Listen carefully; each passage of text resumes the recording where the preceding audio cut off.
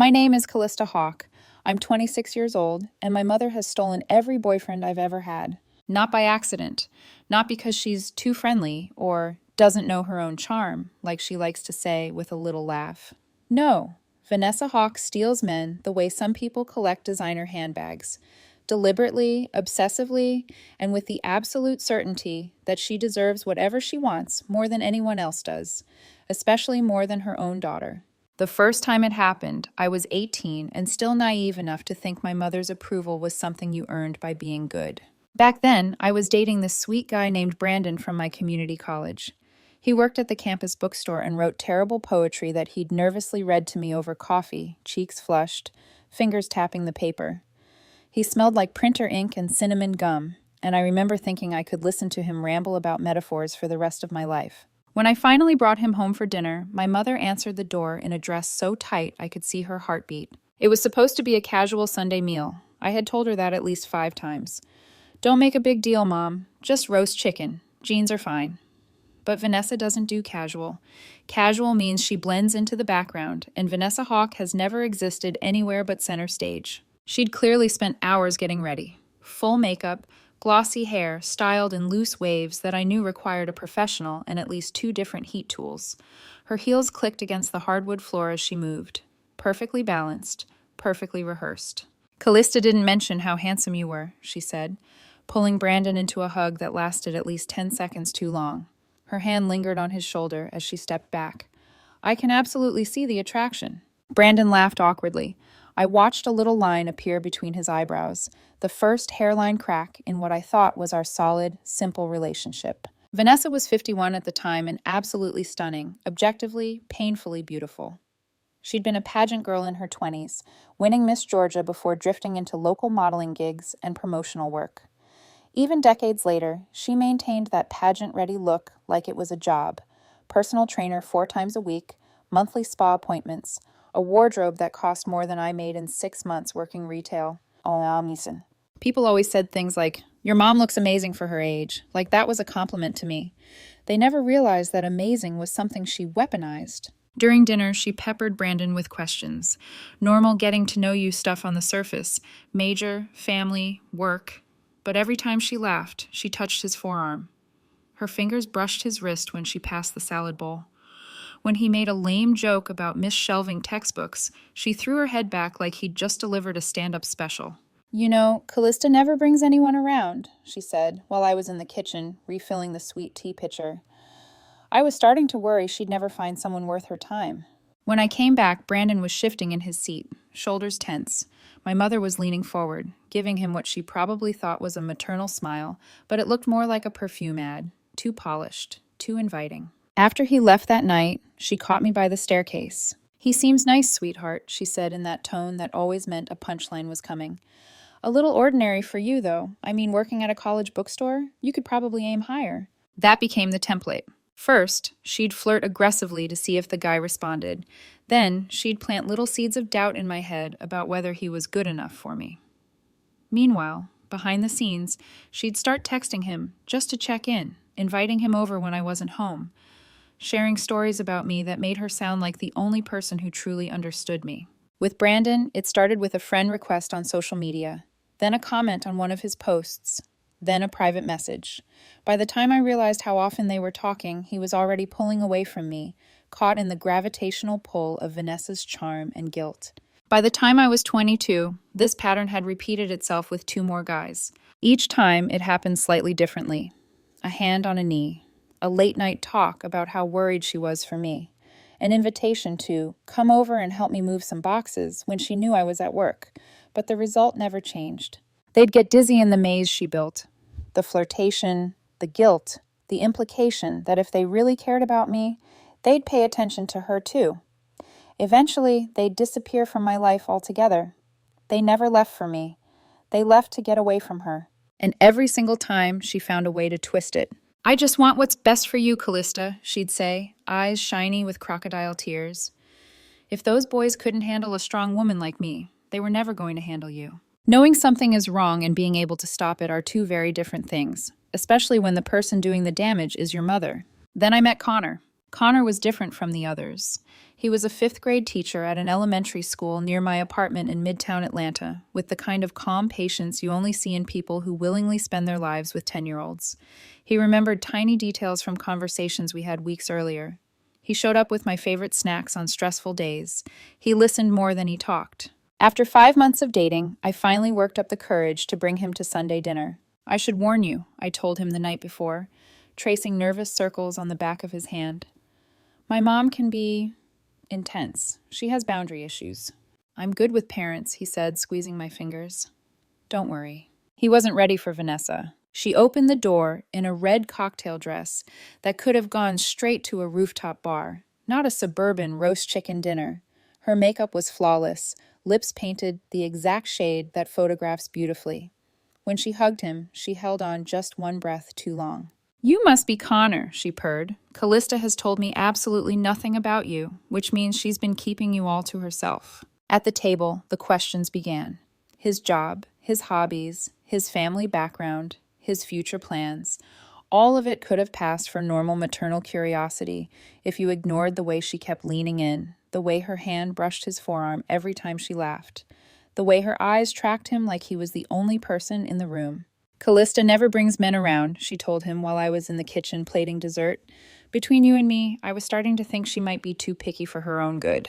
When I came back with the peach cobbler, Connor looked like he'd just realized he'd walked into a trap. My mother was glowing. On the drive back to my apartment, he was quiet for a long time. Your mom is really friendly, he said finally. That's one word for it, I muttered. 2 weeks later, Connor showed me his phone. My mother had been texting him. The messages started innocently, asking how his week was going, sending him articles about education she thought he might like. Then they escalated into, we should grab coffee, just the two of us, and photos from her morning workouts in outfits that left very little to the imagination. Some of these feel inappropriate, Connor said carefully. I scrolled through the texts, my stomach sinking with each message. It was the same pattern, just dressed in slightly different words. She framed everything as concern for my happiness, but underneath, it was all about building a private connection, about testing how far she could go. This is exactly why I usually don't introduce guys to her, I said, my voice shaking. Has this happened before? Every single one since I was 18. Connor stared at his phone for a long moment. Callista, that's not normal. You know that, right? I did know. I'd known for years, but knowing and stopping are not the same thing. 4 days later, he ended things. I really care about you, he said, and I believed him. But I can't handle your mother.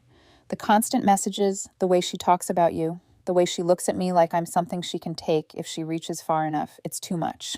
When he left, I sat on the floor of my apartment and cried until my chest physically hurt. I wasn't just grieving Connor. I was grieving the realization that if nothing changed, my love life would always be a battlefield where my own mother was the enemy. That was the night something inside me shifted. If Vanessa wanted a performance so badly, I would give her one. But this time, she wouldn't be the one writing the script. The week after Connor left felt like someone had turned the volume down on my life. I went to work. I answered emails.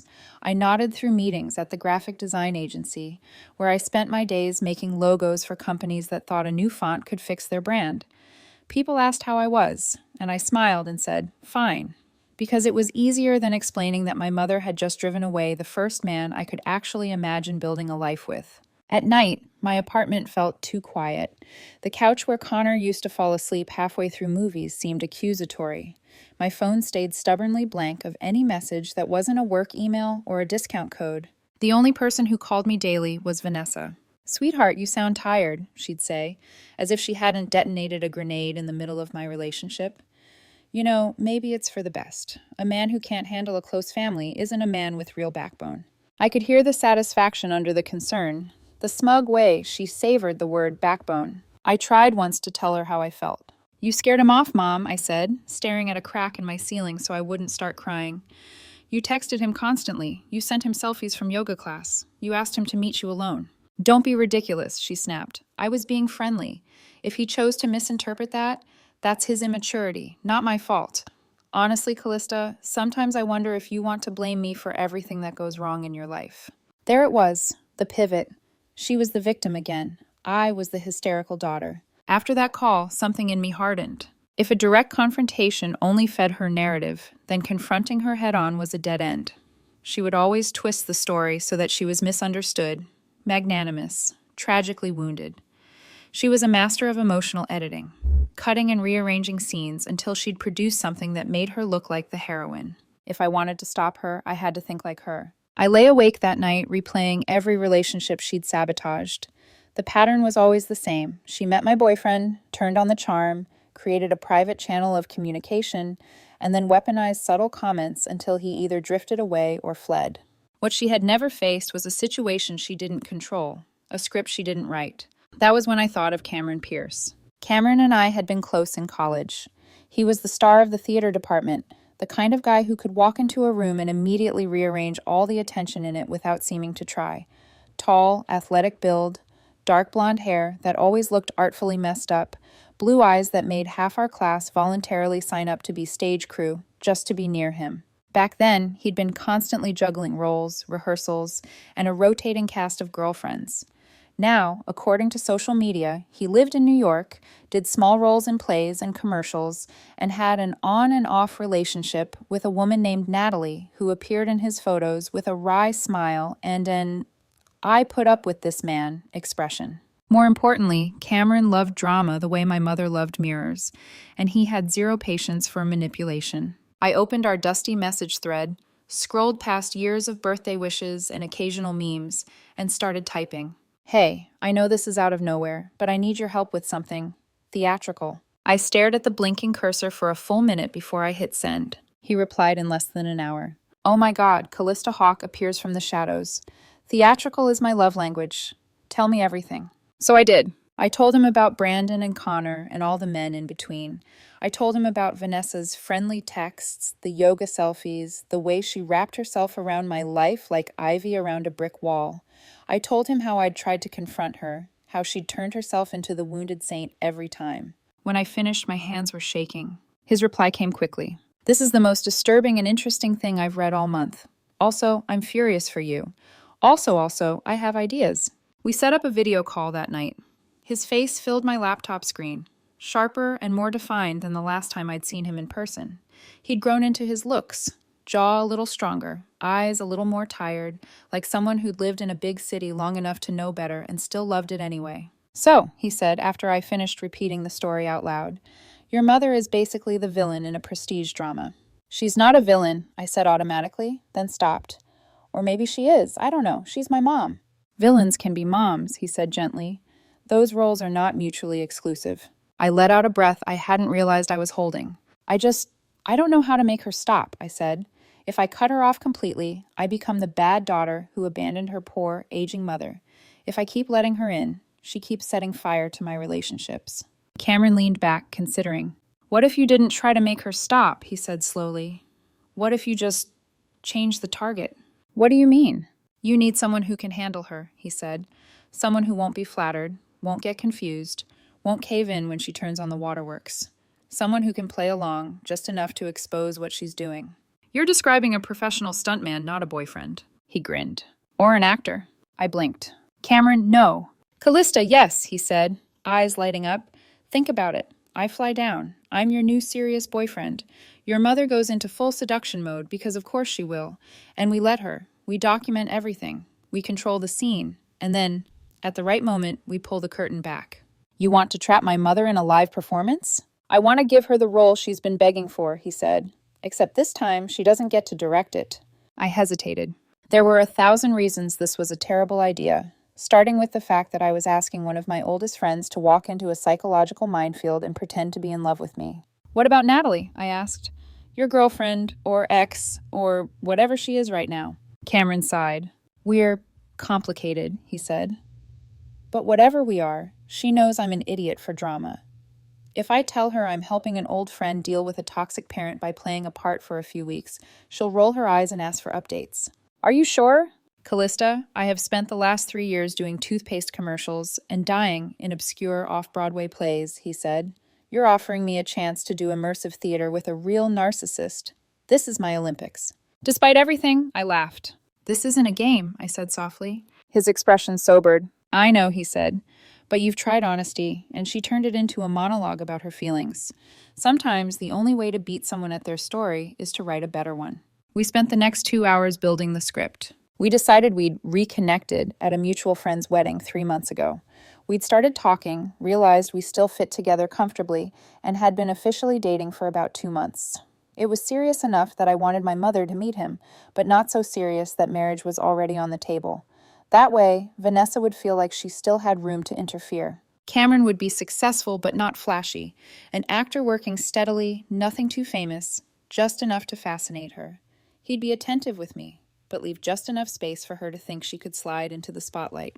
The key, he said, swirling the last of his wine in a glass on his side of the screen, is to make her feel like she's in competition with you without ever saying that out loud. She has to believe she can win if she plays her cards right. That sounds cruel, I said. It is, he admitted, but so is what she's been doing to you for 8 years. We hammered out boundaries. He would never see her alone unless I approved it, and it was part of the plan. He would show me every message she sent him. If she escalated to something physical, he would shut it down immediately. At any point, if I wanted to stop, we stopped. This only works if you're in control, he said. You're not the pawn, you're the playwright. The word made something inside me straighten. I'd always felt like a supporting character in my own life, orbiting around Vanessa's drama. The idea that I could write a different dynamic felt both intoxicating and terrifying. What happens at the end? I asked. How do we reveal it? Cameron's eyes warmed with that familiar, dangerous amusement. Leave that to me, he said. Every act needs a climax. I'll know when we're there. When the call ended, I stared at my reflection in the black laptop screen. I saw someone I didn't quite recognize. Someone who was tired of being the girl who cried on the floor after every breakup and then listened to her mother explain why it was actually for the best. I picked up my phone and opened a new message thread. Mom, I typed. I've been seeing someone for a while. I think it's time you met him. Her reply came in under 30 seconds. Finally, I was starting to worry you'd given up on love, darling. Bring him to Sunday dinner. I'll make something special. I didn't know it yet, but with that one text, I'd just set the stage for the ugliest, most honest performance my mother had ever given. And for the first time in my life, I was the one calling action. Sunday arrived like a storm I'd been pretending wasn't coming. Cameron flew in the night before and stayed at a hotel near Midtown.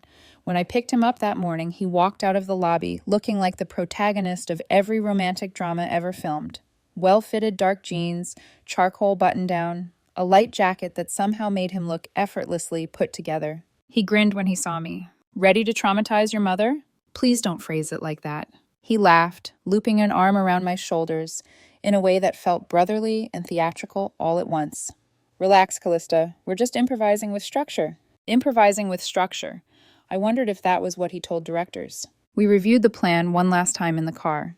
He would charm Vanessa just enough to trigger her competitive instincts, but not enough for her to think she'd already won. He'd deflect touch without rejecting it. He would redirect conversations so I remained central. And most importantly, he'd react to her flirtation with mild amusement, not encouragement. You don't want her to think you're uninterested, he reminded me. You want her to think she's almost winning. Narcissists don't chase certainty. They chase potential. My mother chases anything with a pulse, I muttered. Even better for us, he said cheerfully. The closer we got to Vanessa's neighborhood, the more my stomach twisted. I knew my mother. I knew exactly how she'd greet him, but knowing wasn't the same as being prepared. Cameron must have sensed my tension because he squeezed my hand. I've dealt with casting directors who made Vanessa look like a church volunteer. I can handle your mom. I tried to smile. I hope so. She's different. Callista, he said, voice softening. I'm here. I've got you. And in that moment, I believed him. We pulled into my mother's driveway at exactly 5:58 p.m. The scent of fresh rosemary floated from the open kitchen window, her signature move. She always cooked her best dishes when she wanted to impress someone. Cameron rang the bell. The door swung open before the second chime. Vanessa Hawke stood there in an emerald green designer dress I'd never seen in my life. Her hair was curled to glossy perfection, her makeup fresh, her smile calibrated to red carpet. She shimmered somehow in the late afternoon light, and when her eyes landed on Cameron, I saw her pupils dilate the way they always did when she spotted a new source of admiration. You must be Cameron, she breathed, extending her hand as though expecting him to kiss it. Callista has told me absolutely nothing about you, which is very unlike her. All good things, I hope, Cameron said smoothly, giving her the kind of charismatic smile that could sell theater tickets. And you must be Vanessa. My mother practically melted. Oh, please, call me Vanessa, she said, stepping back to usher us inside. My goodness, you're even more handsome than your photos.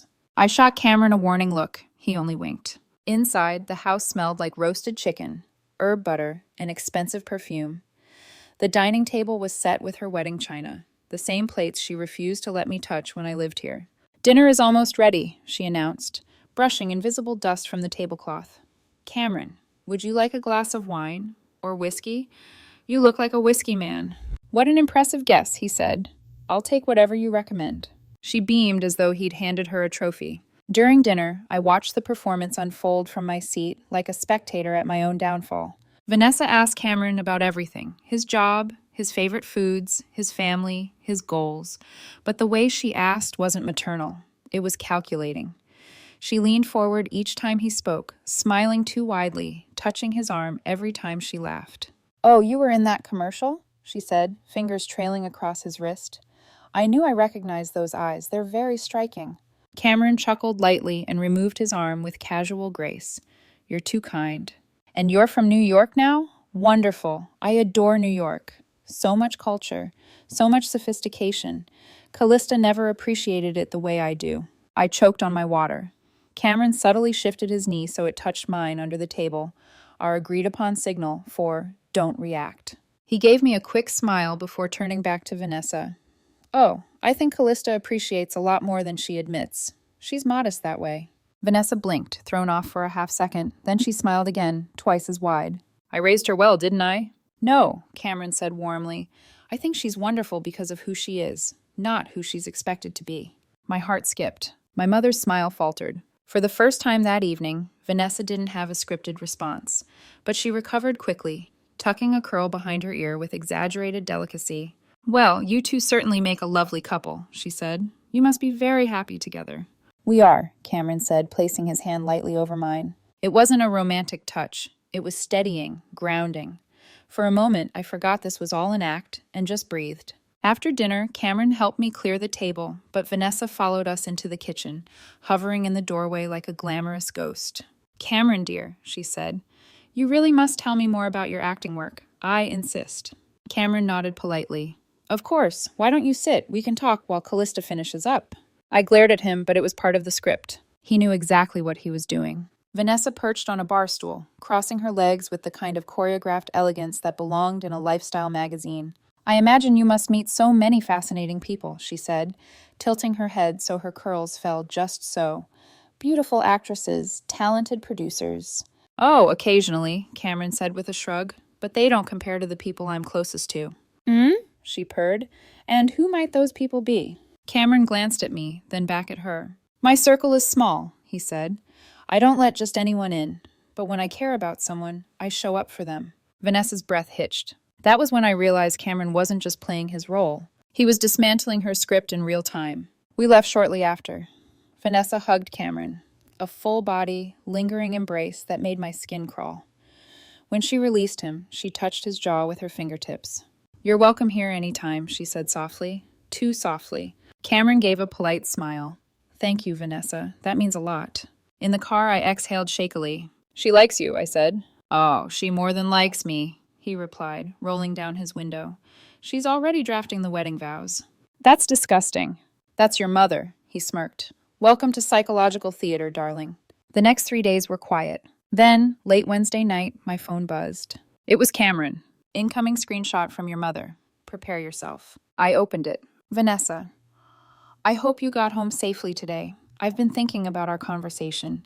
You really are a remarkable man, Cameron. So rare these days. If you ever want to talk, just you and me, I'm here. Below it was a selfie. Morning yoga class. Tight cami top. Strategic lighting. A smile that didn't look maternal at all. My stomach turned. How do you want to play this? Cameron texted. I hesitated, gripping my phone. Then I typed, we continue. She hasn't escalated enough yet. Cameron replied, then buckle up. She's about to. Vanessa escalated exactly the way Cameron predicted, slowly at first, like she was testing the temperature of the water, then all at once, like she'd decided she was ready to drown in it. By week 5, she was texting Cameron daily. Sometimes it was innocent. Saw this article about stage lighting. Thought you might like it. Other times it wasn't innocent in the slightest. Morning workout. Feeling strong today. Attached, a photo in a sports bra and leggings that were more compression bandage than clothing.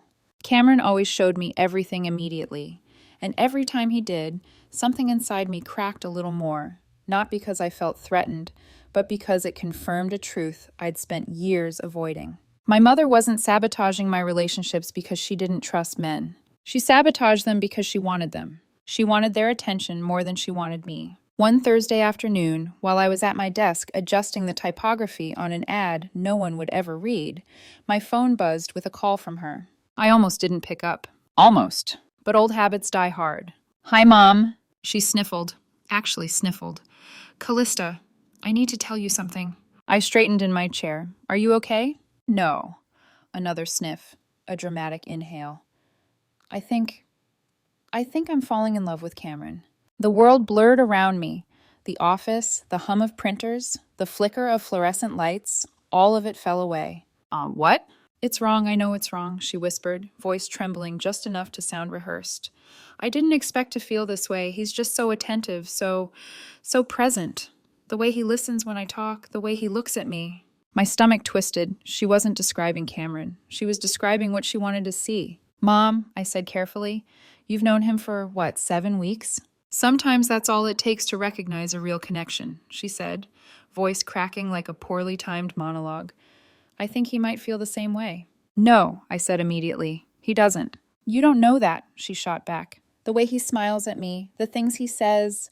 Callista, I think he's only staying with you because he doesn't want to hurt your feelings." My chest went cold. She wasn't just flirting. She wasn't just meddling. She was rewriting reality.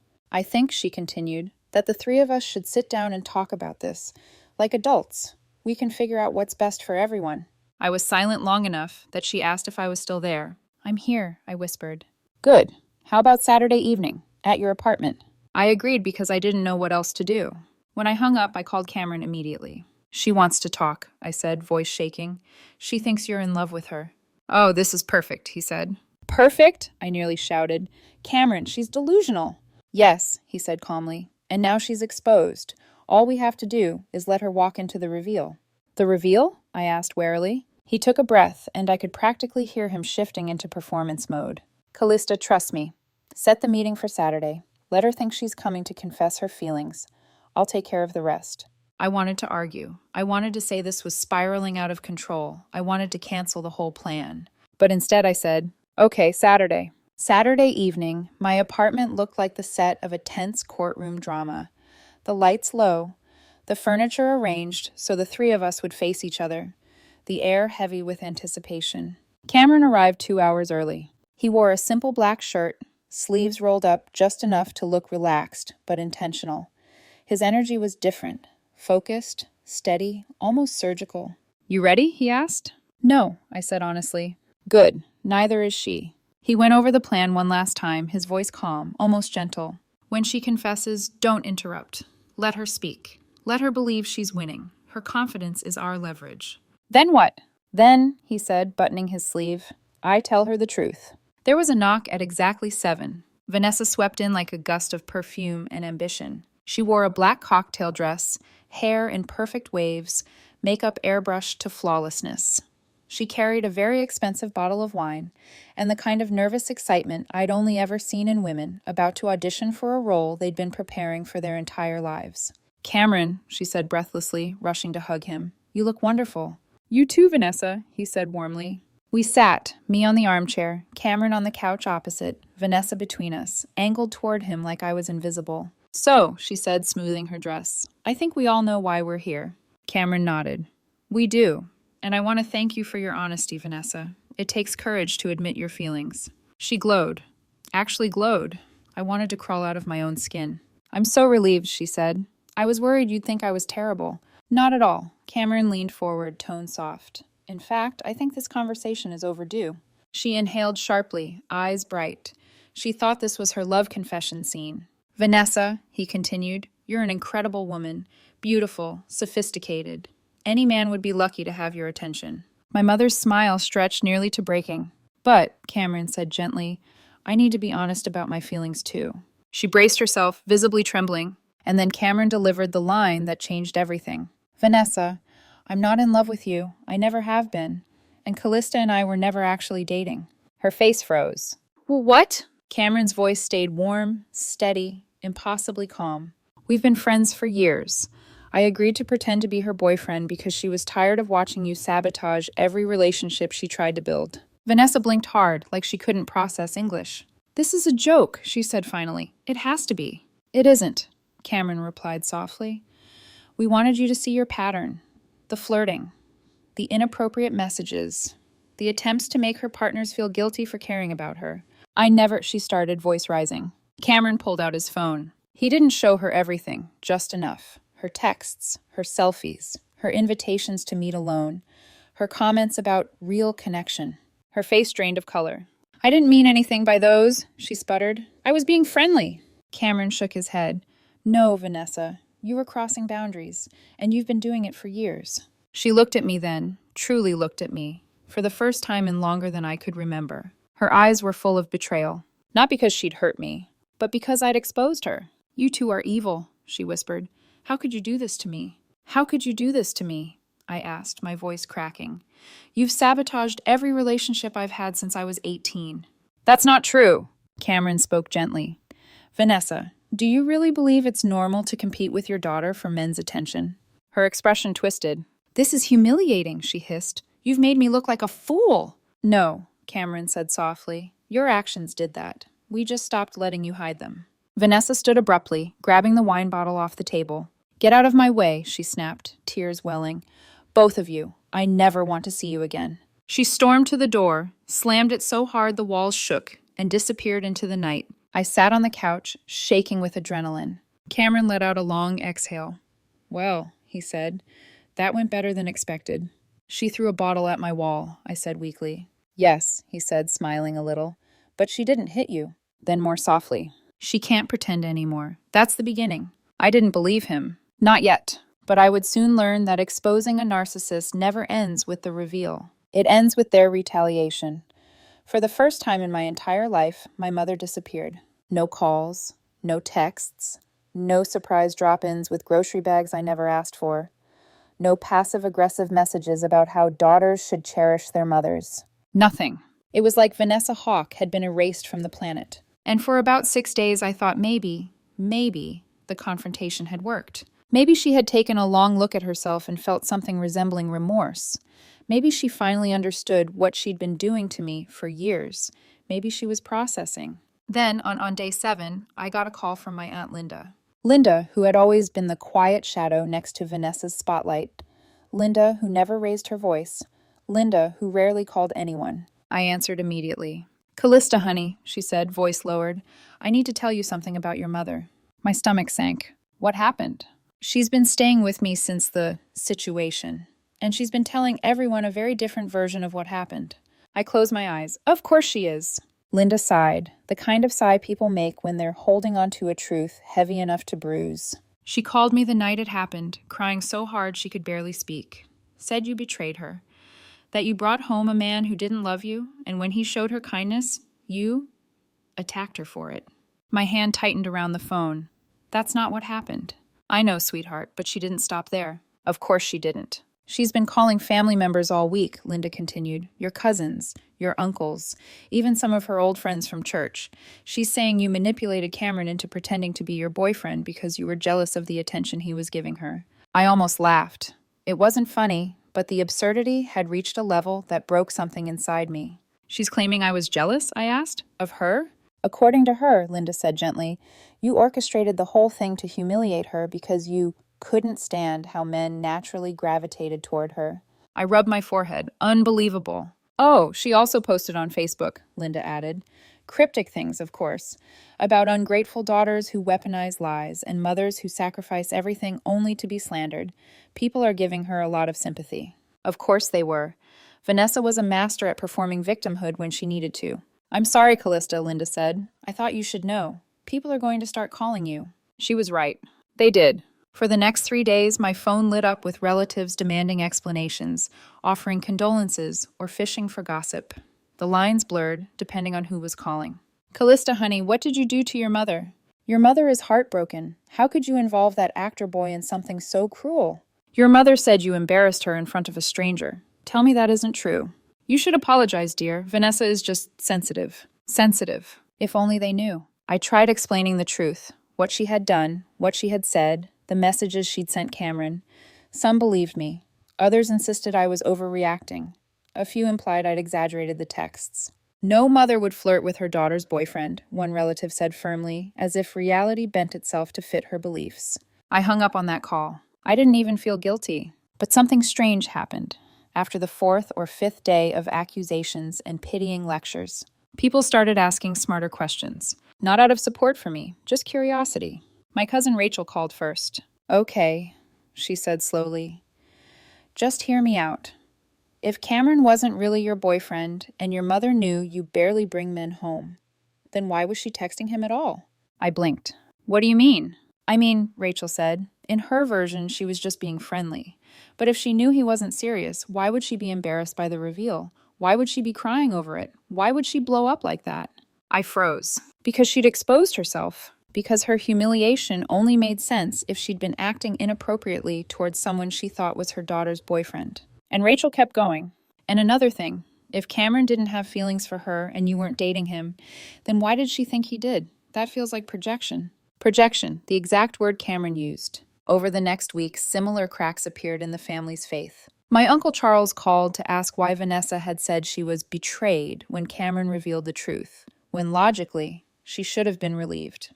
My cousin Eliza questioned why Vanessa's messages to Cameron escalated in tone if they were truly friendly. Even my childhood babysitter messaged me privately. Your mother used to flirt with the mailman when you were 12. I'm just saying, I believe you. It wasn't vindication, but it was something, a shift, a tilt in the narrative Vanessa was trying so hard to control. Meanwhile, something else shifted too. With Vanessa silent and the drama swirling around me like a storm, life settled into a strange, quiet rhythm. And that quiet made room for something new. Someone new. His name was Derek. He was an architect I met through a coworker at my agency.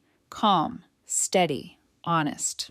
The kind of person who speaks with intention, not performance.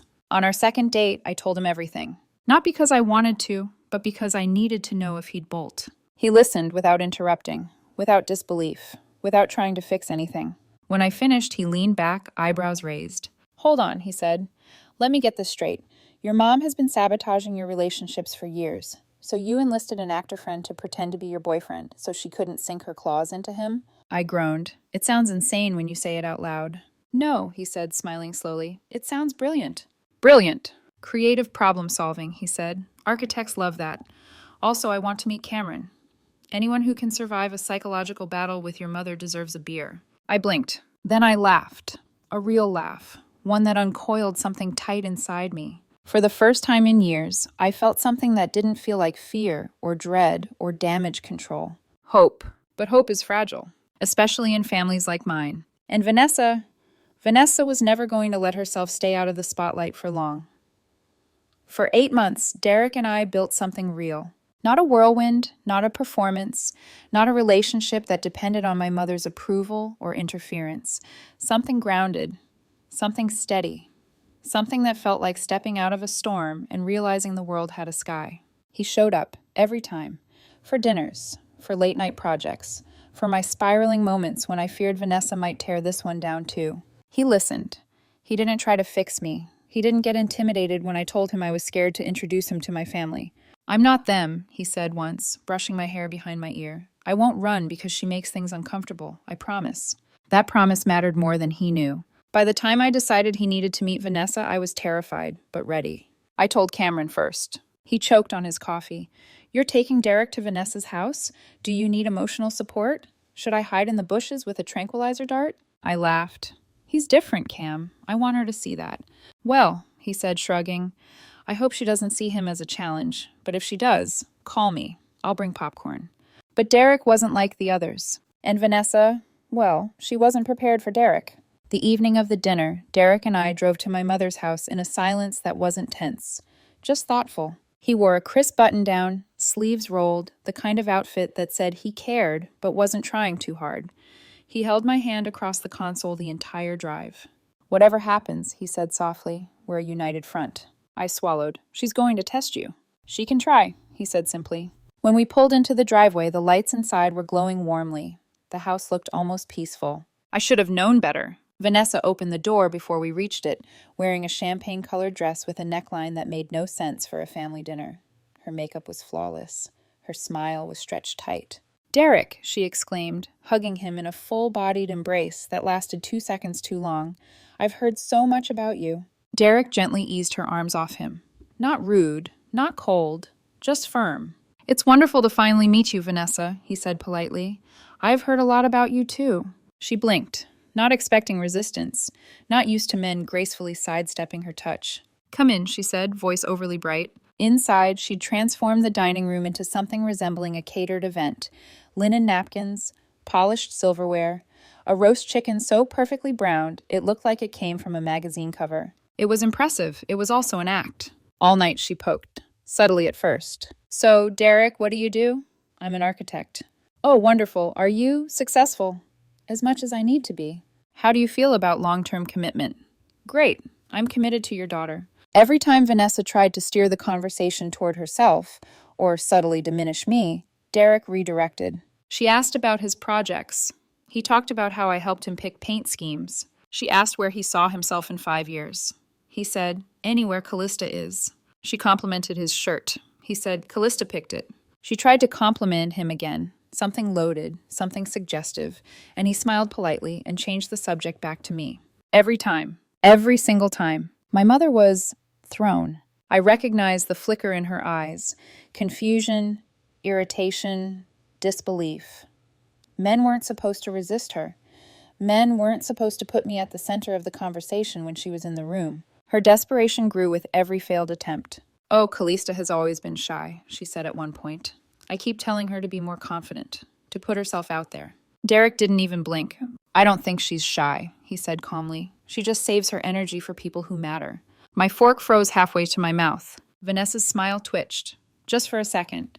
Just enough for me to see the crack. Dinner ended without incident. But the lack of incident was the incident. Vanessa didn't get what she wanted. Not even close. She walked us to the door, still clinging to her smile. "You two seem very close," she said, voice sugary in a way that made my spine itch. "We are," Derek said simply. "You should be careful," she added, lowering her voice like she was imparting wisdom.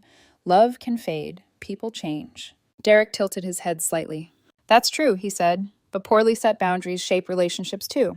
I'm very aware of mine." Her smile faltered again. He had just told her, politely, that she was not welcome to cross his lines. She wasn't used to that. When we got in the car, I stared at him. "What?" he asked, buckling his seatbelt. "That was—" I shook my head. "Derek, I have never seen anyone neutralize her like that." He smiled a little, not proud, just content. "I wasn't trying to neutralize her," he said. "I just made it clear I'm your partner, not her audience." My throat tightened. I hadn't realized how desperately I wanted someone to say that. That night, something shifted in the universe of my life. Vanessa didn't text me afterward. She didn't call Derek. She didn't send passive-aggressive comments or invitations. She didn't escalate, because she couldn't. Derek had shut her out before she could even wedge her way in. And she knew it. From that day on, Vanessa's interference didn't disappear, but it shrank. She still made snide comments occasionally. "Well, I suppose Derek is fine. Just don't get too serious too quickly, sweetheart. I hope you're not settling." But the inappropriate flirtation, the boundary-breaking texts, the attempts to lure him away from me, not once, not even close, because she knew what would happen. She knew she didn't control the narrative anymore. And for a narcissist, that fear is stronger than desire. She backed off, not out of love, not out of guilt, but out of self-preservation. Her story, her carefully built victim narrative, depended on her behaving a certain way now. She couldn't contradict herself. She couldn't get caught again. She couldn't risk another Cameron incident.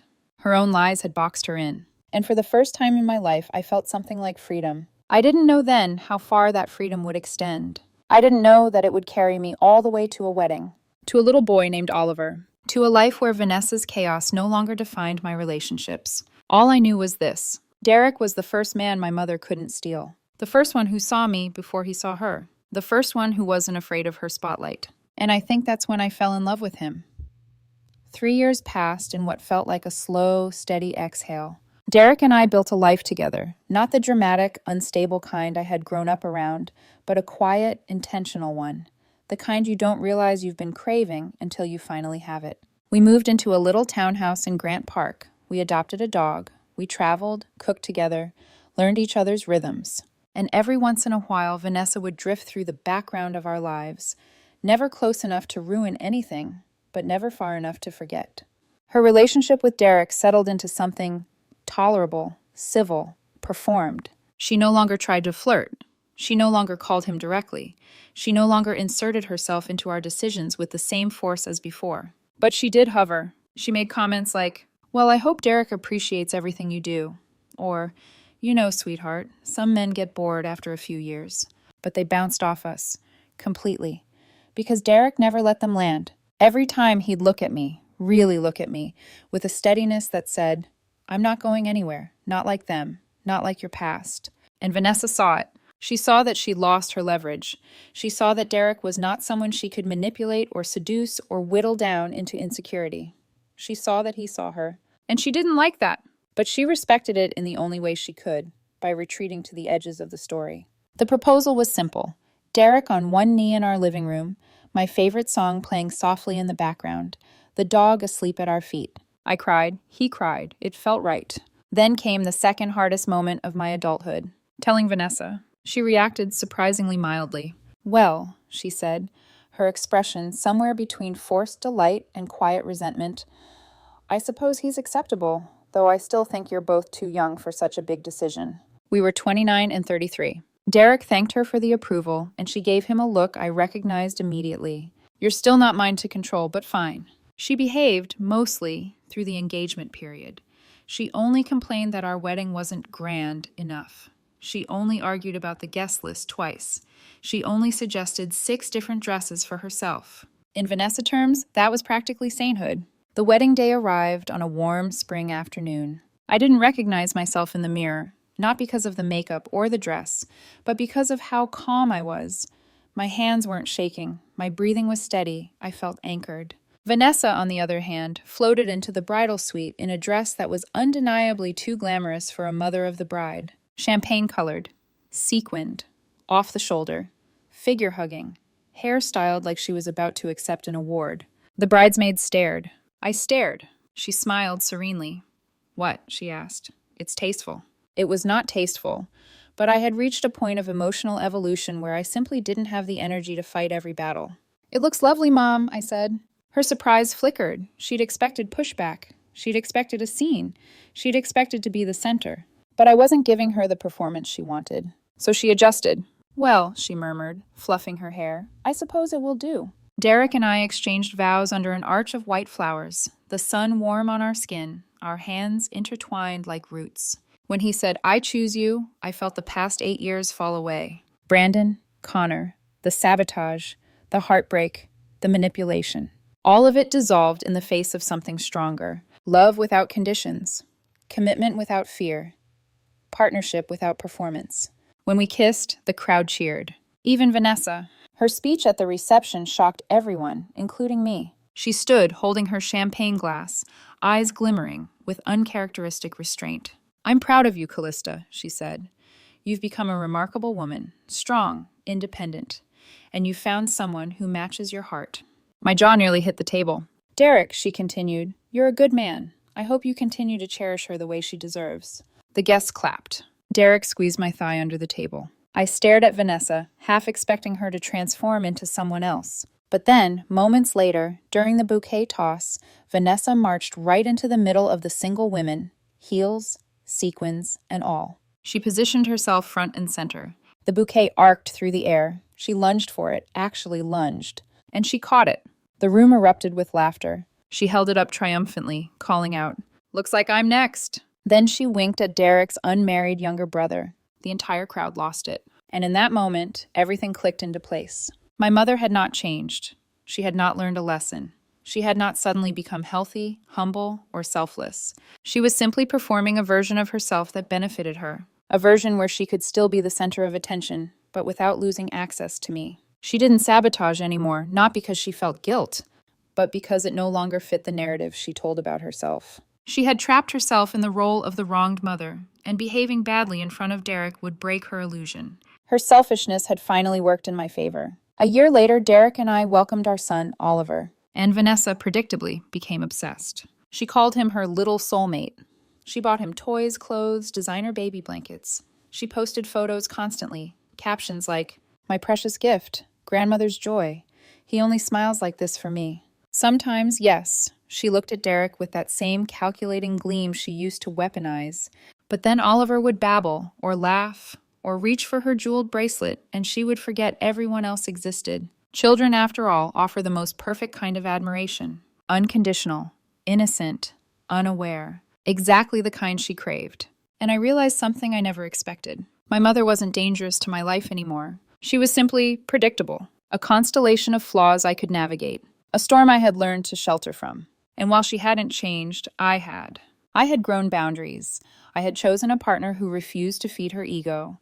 I had learned how to protect my world without burning the bridge entirely. She was still my mother, beautiful, chaotic, self-absorbed, occasionally destructive, but no longer capable of ruining what mattered most. And that was enough. Oliver was 2 years old the day I finally understood the truth. Not just about Vanessa, not just about my past, but about myself. He was sitting on the living room carpet, stacking wooden blocks with the wobbling determination of a toddler who believed he could build a skyscraper if he just concentrated hard enough. Derek was making dinner. Music hummed softly in the background. The whole house felt warm. Safe. Vanessa sat on the couch, watching Oliver with the kind of rapt attention she used to reserve exclusively for mirrors. Her smile was soft, her posture relaxed. For a moment, just a moment, she looked like a grandmother from a family photo album. He stacked a block sideways. It toppled.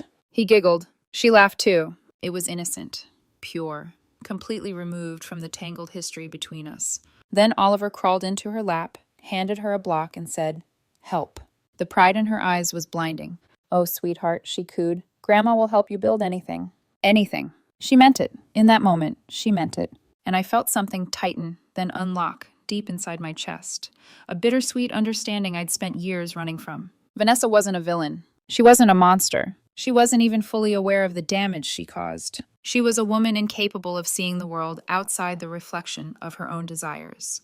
She was a mother who wanted attention more than connection.